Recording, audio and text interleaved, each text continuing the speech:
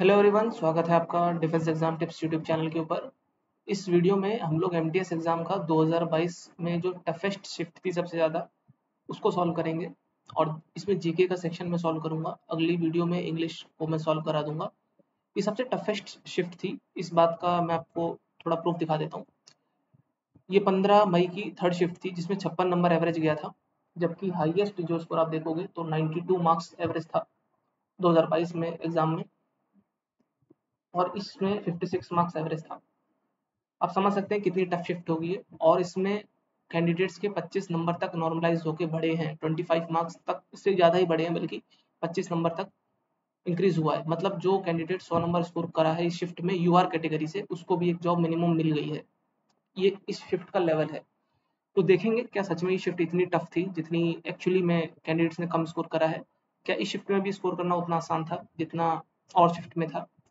एक मैं रिक्वेस्ट आपसे और करूंगा, अगर आप चैनल पर नए हो तो चैनल को सब्सक्राइब कर लो। इस चैनल के ऊपर एक फॉर्मल तरीके से एमटीएस की तैयारी तो मैं नहीं कहूंगा, जो लोग बोर्ड्स वगैरह पे डिजिटल बोर्ड वगैरह पे कराते हैं और वो सब नोट्स पीडीएफ वगैरह, रादर एक इनफॉर्मल वे है जहाँ पर मैं टिप्स और स्ट्रेटजीज के थ्रू आपको शेयर करूंगा कैसे एग्जाम को क्लियर कर सकते हो, जो आपको ज़्यादा बेटर समझ आएगा एक बड़े भाई और एक एज अ टीचर कह लो, फ्रेंड कह लो, जिससे आपको चीज़ें समझ आएंगी कैसे कवर करना है। और ऐसी कोई हवा की या फिर कोई दिव्य बातें नहीं बताऊंगा, झूठी बातें, जो आप खुद अपना दिमाग को यूज करके समझ सकते हैं कि इन बातों में कितनी रेलेवेंस है।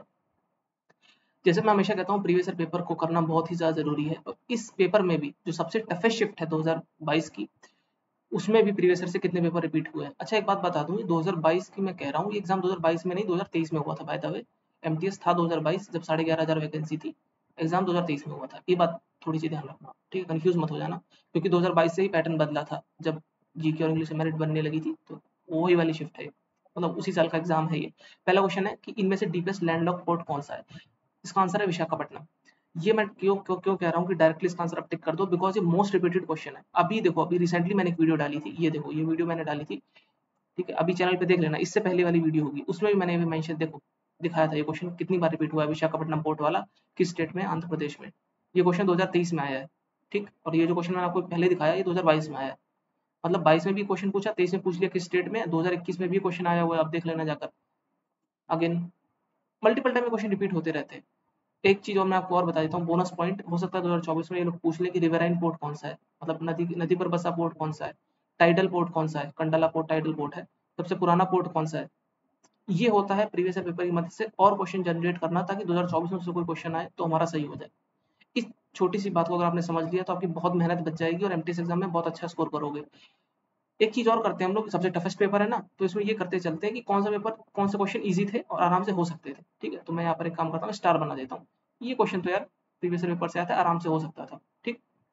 चलो और क्वेश्चन देखते हैं। अगला क्वेश्चन है, थोड़ा सा टफ है। द जीडीपी एस्टिमेशन मेथड, जो सकल घरेलू उत्पाद का निकाला जाता है, उसको निकालने के अलग अलग तरीके होते हैं बहुत सारे।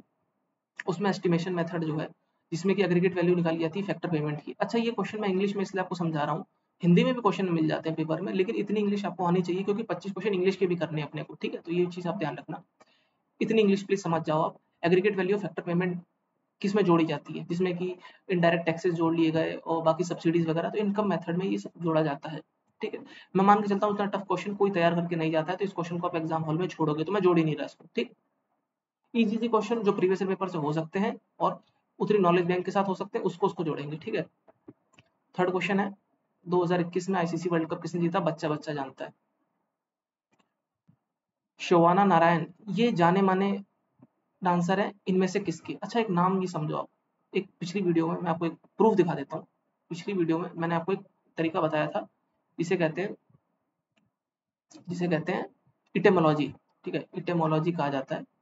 इटेमोलॉजी होता है मतलब किसी के नाम से उस जनक, मतलब उस वो नाम का ओरिजिन जो है वो समझना, इसका नाम का ओरिजिन कैसे हुआ। जैसे कुछ नाम होते हैं जो हम लोग देखते ही बता देते हैं कि यार ये नाम तो हमें सदर्न स्टेट का लग रहा है, ये कोई साउथ के बच्चे का नाम हमें लग रहा है, साउथ के कोई सज्जन का नाम लग रहा है। जैसे कि ये नाम को समझो, अर्जुन सिंह धुर्वे, ये इनको पद्मश्री दिया गया 2022 में।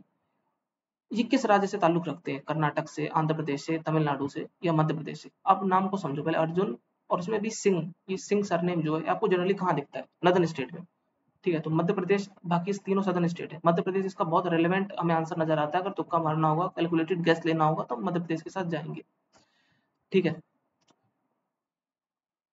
और ऐसा इसमें भी है, ये जो नारायण, मुझे जहाँ तक मोस्टली नाम लगता है ये कथक से संबंध रखता है, बिकॉज ये नाम मुझे नदन स्टेट का ज़्यादा समझ आता है, लेकिन फिर भी मैं इस क्वेश्चन को नहीं मानूंगा, इसको फिर भी हटाओ। ठीक है, अभी नहीं, जब हम सारे क्वेश्चन सॉल्व कर लेंगे ना 25 के 25, और जब आप देखोगे लास्ट में यार मेरे 10-12 क्वेश्चन अटेम्प्ट हो रहे हैं, आपको लगेगा कि शिफ्ट टफ है, तब आपको थोड़े से तुक्के मारने होंगे। तो ऐसे तुक्के मारने ज़्यादा प्रेफर करना, ठीक है, ना कि ब्लाइंड गैस की कुछ भी मार दिया। इसमें थोड़ा कैलकुलेटेड है, बट हम लोग उसको जोड़ेंगे नहीं, ठीक है। थर्ड क्वेश्चन हम लोग जोड़ रहे हैं, तो यहाँ पे जरा मैं स्टार बना देता हूँ थर्ड क्वेश्चन के ऊपर, ताकि बाद में आसानी रहे जोड़ने में। अगला क्वेश्चन है, ये रिपीटेड क्वेश्चन है फिफ्थ क्वेश्चन की, छत्रपति शिवाजी महाराज टर्मिनस, इसको पहले किस नाम से जाना जाता था, तो विक्टोरिया टर्मिनस के नाम से। तो रिपीटेड क्वेश्चन है, ठीक है, इधर भी स्टार बना देता हूँ। इंडिया में मेगालिथ्स को बनाने की प्रक्रिया कब चालू हुई? चार ऑप्शन है, 1000 साल, 2000 साल, 500 साल, 3000 साल। अब देखो 500 साल तो नहीं होगा, पूछो क्यों? क्योंकि 300 साल तो अंग्रेजों ने राज करा, उससे पहले भी मुगल रहे, दिल्ली सल्तनत बहुत सारी रही, स्लेव डायनेस्टी बहुत सारे उसमें सल्तनत रही।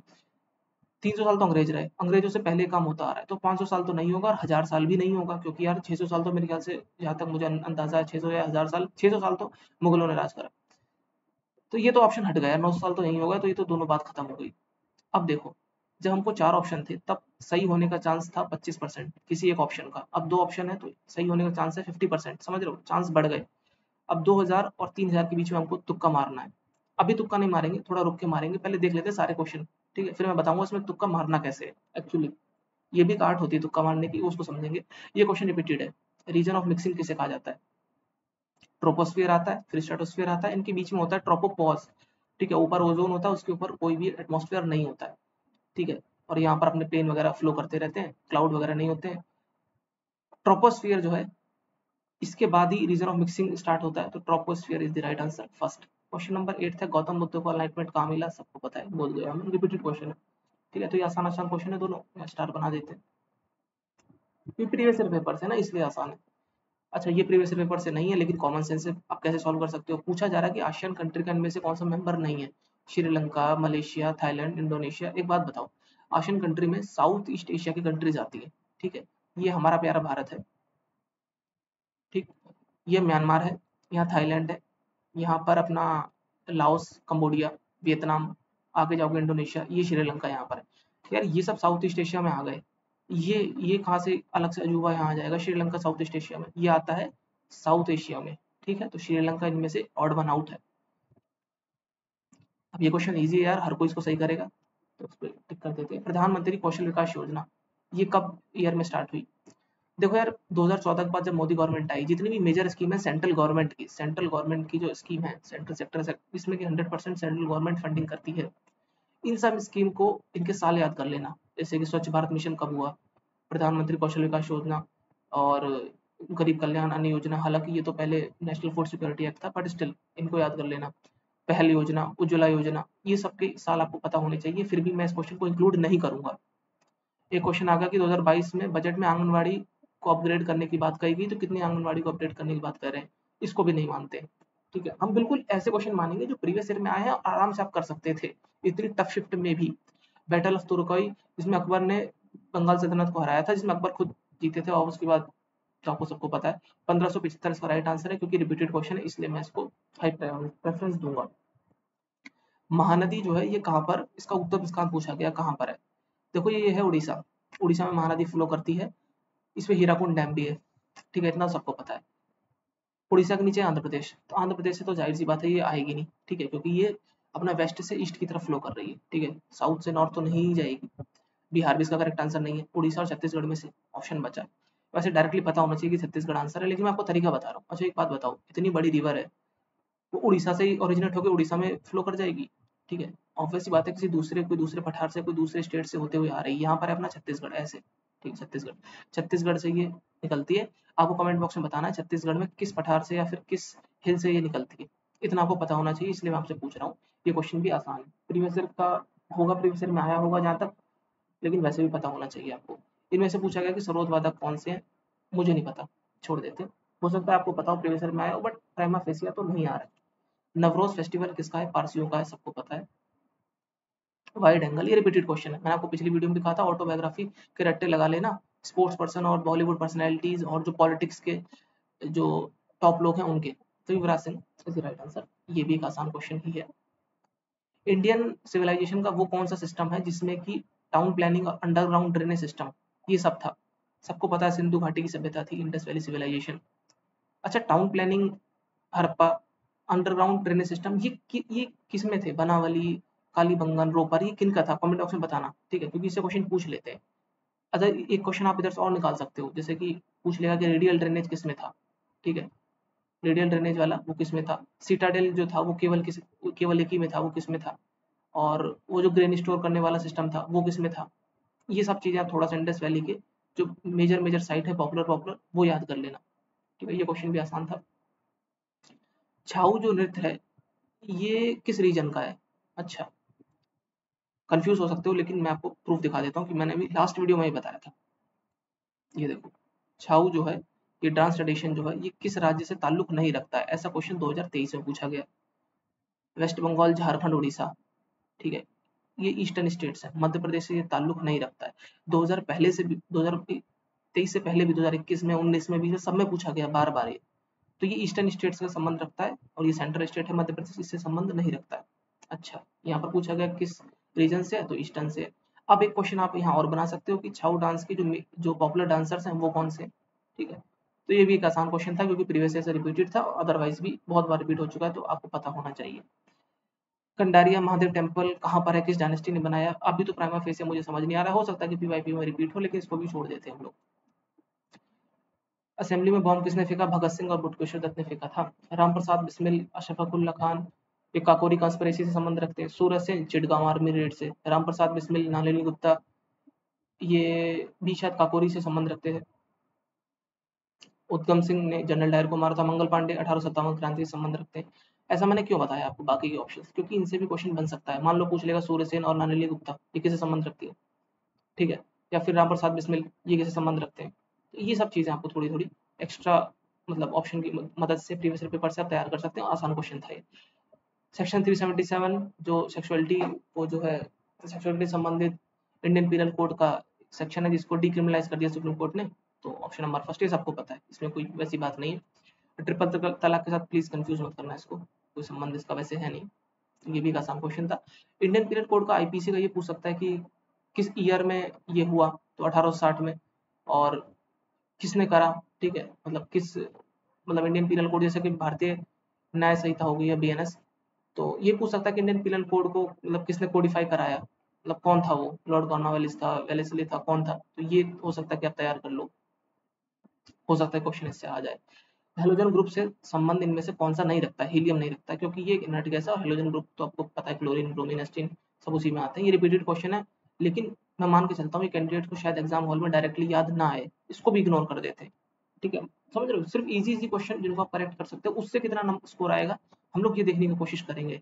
अलीगढ़ मूवमेंट से सैयद अहमद खान, ये तो बच्चा बच्चा जानता है, तो ये आसान क्वेश्चन है। इंडियन सेंसस 2011 में कौन सी बार हुई, मतलब 11वीं बार, 10वीं बार, 9वीं बार, 7वीं बार? एक काम करते हैं, हम लोग लिख लेते हैं 1951 से लेकर 1947 में भारत आजाद हुआ, 1951 में पहली बार हुई, ठीक है भाई। 47 में आजाद हुआ, तो 47 में तो जनगणना नहीं ही होगी। 61, 71, 81, 91, 2001, 11, इतना ही तो है ना? 2011 का पूछा जा रहा है। 1 2 3 4 5 6 7, 7 से कम कोई नंबर है क्या? 6 है? नहीं है, मतलब मिनिमम 7 है, तो ऑफकोर्स 7 ही इसका राइट आंसर होगा। 8 भी नहीं दे रखा है यहाँ पर, देखो, ठीक है, तो ऑफकोर्स ये भी एक आसान क्वेश्चन है। नीलापत्तू बर्ड सेंचुरी ये कहाँ पर है? ये रिपीटेड क्वेश्चन है प्रीवियस ईयर पेपर का। अब आप बोलोगे, ये तो टफ है, कितनी बर्ड सेंचुरी हम लोग याद करते फिरेंगे? मैं आपको एक बात बताता हूँ, जितने भी रामसर साइट है भारत में, शायद 86 या 89 है इस वक्त, देख लेना, 86 तक तो मुझे याद है, अब हो सकता है कि नई कोई ऐड हो गई हो। जितनी रामसर साइट है, केवल यार इनको याद कर लो, wild life sanctuaries, national park, tiger reserve, ये सब बहुत सारे हैं, ठीक है, 400-500 तो यही हो गए वाइल्ड लाइफ सेंचुरीज। ये सब याद करने की जरूरत नहीं, केवल और केवल रामसर साइट जो है 86, यही याद कर लो। सारे कॉम्पिटेटिव एग्जाम्स में केवल अधिकतर यही पूछी जाती है, 99% चांस है कि रामसर साइट ही होगा। नीलापत्ती बर्ड सेंचुरी आंध्र प्रदेश में, बाय द वे। ये भी एक आसान क्वेश्चन है प्रीवियस पेपर का, क्योंकि रामसर साइट आपको याद होनी चाहिए थी, आपके नोट्स में होनी चाहिए थी, इसलिए मैं इसको आसान मान रहा हूँ। चलो देखते हैं कितने क्वेश्चन जो है अपने हो गए आसान आसान मानकर। प्रीवियस पेपर को हमने समझा कि प्रीवियस पेपर से कौन से आए, आसान क्वेश्चन कौन से जो अपने नोट्स में होंगे, देखते हैं कितने क्वेश्चन हम लोग कर सकते थे इतनी कठिन शिफ्ट में भी। 1 2 3, इसको तो हमने छोड़ ही दिया। 4 5 6 7, ये भी आसान क्वेश्चन था, मैंने बताया ना आपको, युवराज सिंह वाला। 8 9 10 11 12, रिपीटेड क्वेश्चन है। 13 14 15 16, इसको मैंने कहा था कि बाद में देखेंगे। 16 17 और 18, 18 क्वेश्चन हो गए। ठीक है, 18 क्वेश्चन हो गए जब इजी इजी क्वेश्चन करे हमने बिल्कुल बेसिक से। आपके सामने मैंने 18 करे, कोई इसमें कुछ छुपी हुई चीज नहीं है। सबसे टफेस्ट शिफ्ट है, प्रूफ भी मैंने आपको दिखा दिया। ना विश्वास हो तो फिर से देख लो। 56 इसमें एवरेज था। 15 मई की थर्ड शिफ्ट थी। अच्छा, 18 क्वेश्चन तो ऐसे हो गए जो वैसे हो सकते थे, मतलब सिंपल नॉलेज के साथ। ठीक है यार, ये इरेज भी नहीं हो रहा। अब देखो 2 क्वेश्चन और थे जो मैंने कहा था कि इसमें तुक्का आपको लगाना है तो लगा देना, ये वाला नारायण वाला। अब यार आप खुद सोचो कि 18 क्वेश्चन हो चुके हैं तो क्यों ना 1-2 क्वेश्चन पे गैस कर लिया जाए, बिकॉज 18 क्वेश्चन एक अच्छा स्कोर है। अगर इसमें 1-2 क्वेश्चन गलत भी हो जाएंगे फिर भी आप अच्छा खासा स्कोर रखोगे। मान लो 16 क्वेश्चन आपके सेफ हो गए, 18 में से 2 क्वेश्चन में अगर आप गैस भी मार दोगे, 2 गलत भी हो गए, फिर भी इतना फर्क नहीं पड़ेगा। तो लेट अस अज्यूम कि कत्थक पे आपने टिक मार दिया। और एक क्वेश्चन और था ये वाला जिसमें मैं आपसे कह रहा था कि तुक्का कैसे मारना है। देखो 1000 और ये 500, इसको तो हमने हटा ही दिया था ना, मैंने लॉजिक भी बता दिया था आपको, ये दोनों तो नहीं होंगे। अब 2000 और 3000 में से हमको तुक्का मारना है। देखो यार मेगा लिस्ट मुझे नहीं पता क्या है ये, जो भी है, हो सकता है कुछ रॉक वगैरह हो, ये बहुत पहले शुरू हुए होंगे। तो 2000 और 3000 में से एक काम करते हैं, सबसे पहले के मार देते ना, कि और पहले की बात होगी। 2000 में ऐसा क्या कुछ खास है, 3000 मार देते, बिकॉज बहुत पहले की घटना है। तो बहुत पहला कितना, जितना भी इसमें ओल्डेस्ट दिया हुआ है उसमें मार देते। ठीक है, ये ब्लाइंड गेस नहीं है, कैलकुलेटेड गेस है, क्योंकि ये दो तो नहीं होंगे आंसर, ये तो हमको फॉर श्योर पता है। अब इन दोनों में से 50-50% चांस है, तो एक काम करते 3000 पे मार देते। तो ये 2 क्वेश्चन अपने और एक्स्ट्रा अटेम्प्ट हो गए, जो कि मान लेते हैं गलत ही होंगे। ठीक है, 18 ही मान लेते हैं। चलो आपके दिल की तसल्ली के लिए 18 क्वेश्चन हम लोग मान लेते हैं जो हमने नेट करेक्ट करे हैं। नेट करेक्ट हो सकते थे, हालांकि 2 और सही हो सकते थे, तुक्का मार गए, लेकिन तो इस तुक्के को हम लोग छोड़ देते। 18 क्वेश्चन अपने नेट करेक्ट हो सकते थे इतनी कठिन शिफ्ट में भी, मतलब 54 नंबर हम लोग स्कोर कर सकते थे। बात करते हैं इंग्लिश। इंग्लिश का भी पेपर अगली मैं आपको शिफ्ट में सॉल्व करा दूंगा। उसमें भी 22 क्वेश्चन ऐसे हैं जो आसानी से आप सही कर सकते थे 25 में से। ठीक है, 3 क्वेश्चन गलत हो जाते तो 22 को हमको 66 नंबर मिलते, 3 नेगेटिव में कट जाते तो 63 नंबर वहां से मिलते। 117 नंबर इस शिफ्ट में आप उठा के देख लेना, प्रूफ है, किसी भी कैंडिडेट से पूछ लेना, प्रूफ है 25 नंबर नॉर्मलाइज्ड हुए हैं हर किसी के। तो कितने हो गए, 142 नंबर का स्कोर आ रहा है सबसे टफेस्ट शिफ्ट में। क्या ये पॉसिबल है, मैं आपसे पूछता हूँ। बिल्कुल पॉसिबल, आपके सामने मैंने सॉल्व करके दिखाया सब कुछ। जीके में खास करके जिसका बहुत बड़ा हुआ बना रखा है कैंडिडेट्स ने, क्योंकि उनको कैंडिडेट्स ने, टीचर्स ने, सेल्फ प्रोक्लेम टीचर, वो खुद ही मान लेते हैं कि हम टीचर है। ठीक है, उन्होंने बस ये लो पीडीएफ लो, ये सब चीजें लो, ये सब चीजें ठीक नहीं है। तो प्लीज आपके सामने मैंने प्रूफ करके चीजों को दिखा दिया। अच्छा, आपको अगर घबराहट हो रही हो कि यार ये क्वेश्चन तो मुझे नहीं आता लेकिन मैंने मान लिया 18 क्वेश्चन में, उसको तो ऐसा करो कि 18 की जगह 16 मान लो। ठीक है, इस 142 की जगह मान लो 130 तो स्कोर करोगे, 125 में नौकरी मिल गई थी 2022 में। ठीक है, 16 की जगह 15 मान लो। ठीक है, अब तो तसल्ली हो गई आपको। ओके, सो आई गेस आपको इस वीडियो को सीखने को मिला होगा यार। इस वीडियो को लाइक कर देना, और नए हो चैनल पे तो सब्सक्राइब भी कर लेना चैनल को। बिल्कुल एक तरीके से सिस्टमेटिक वे से मैं आपको बताता रहूँगा कैसे प्रिपरेशन करनी है। और अभी बहुत टाइम है, अक्टूबर नवंबर में एग्जाम है, अभी तो ये चौथी वीडियो चैनल के ऊपर। आने वाले समय में कैसे कवर कर दूंगा पूरे एमटीएस को, एक प्रॉपर चैनल, एक प्रॉपर तरीके से, वो आपको समझ आ जाएगा। आप चैनल के साथ बने रहेंगे लास्ट तक। तो नवंबर अक्टूबर 15 अक्टूबर के आसपास एग्जाम शुरू होगा, और अच्छे मौसम में एग्जाम होगा, उसमें ज़्यादा ठंड भी नहीं होगी, आराम से पेपर वो करेंगे, और you will get the your desired job जिस स्टेट में आप चाहते हैं। मिलते हैं अगली वीडियो में। वीडियो को लाइक कर देना, शेयर भी यार कर देना। तब तक के लिए गुड बाय, जय हिंद।